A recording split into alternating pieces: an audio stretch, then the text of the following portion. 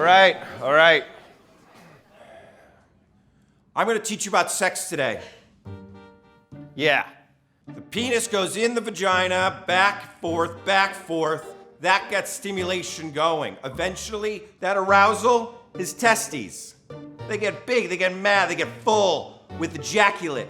That ejaculate has sperms. And if that sperm goes into the vagina and touches a little bitty egg, bingo, you are pregnant with a baby. And that turns into child support payments.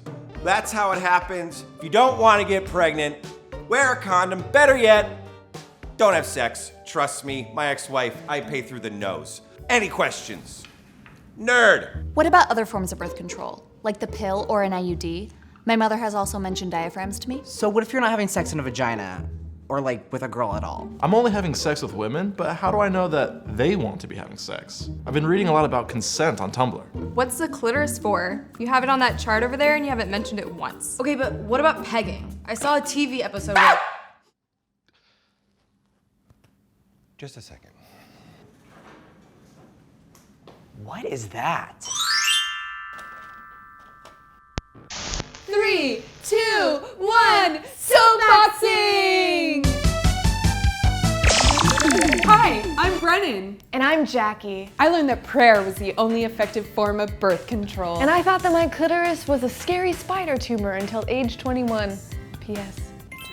Needless to say, there are huge gaps in the sexual education we receive in school and the sexual lives we experience as people. The reason for these gaps is deeply rooted in who dictates what we're taught. Patriarchy. And why we're taught. Fear-based control. Take, for example, one of America's earliest sex ed pamphlets, Sylvester Graham's 1834 Lectures on Chastity.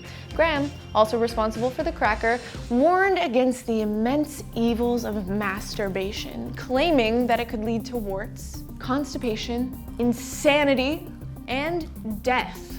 Scary shit, right, boys? In the late 1800s, rapid urbanization caused families to move from the farms to the city. Children can no longer learn about the birds and the bees by watching the birds and the bees. So in 1892, the National Education Association promoted sexuality education as a necessary part of the national curriculum. But it took the rampant spread of STDs amongst American soldiers during World War I to get the government to really take action and start making sex ed films. Unfortunately, these took the form of cautionary tales like damaged goods.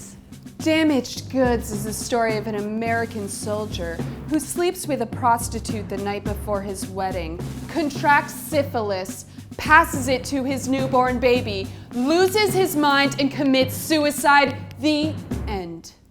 Basically, if you fuck anyone but your wife, you're going to ruin lives and die a horrible death.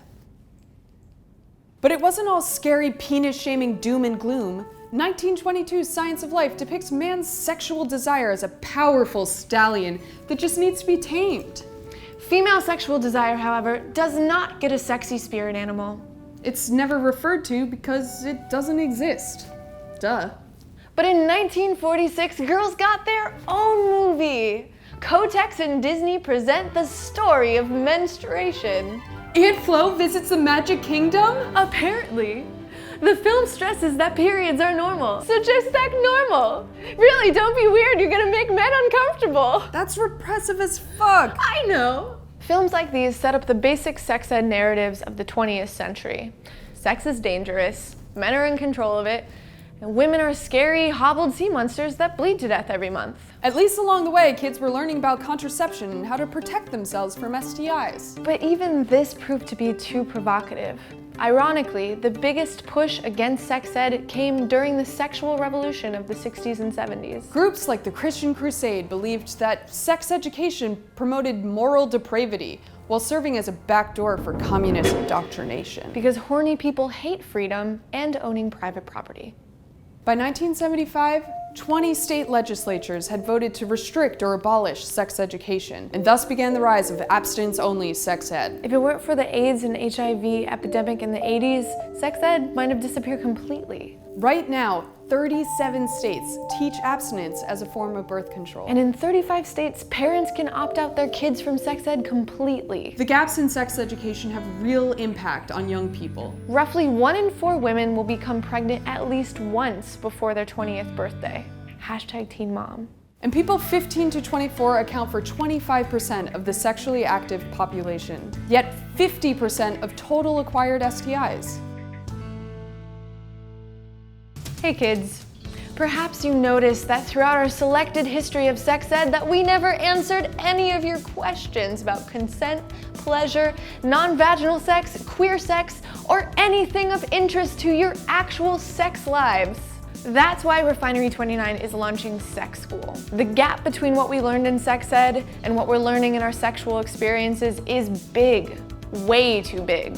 So we're helping to connect those dots by talking about the realities of sex, from how it's done to how to keep it consensual, safe, healthy, and pleasurable all at once. Yes. This is not the sex ed you got in gym class.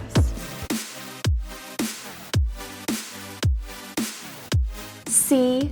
I told you that's what the clitoris was for. Mission accomplished. Hey YouTube. Just a couple of space ladies here broadcasting live from space. If you'd like to subscribe to Refinery 29, you can click on over here. And if you'd like to watch more videos, just click on down here. Thanks for joining us. Next week, tune in to 5 Days in Space with Lucy Fink. Goodbye.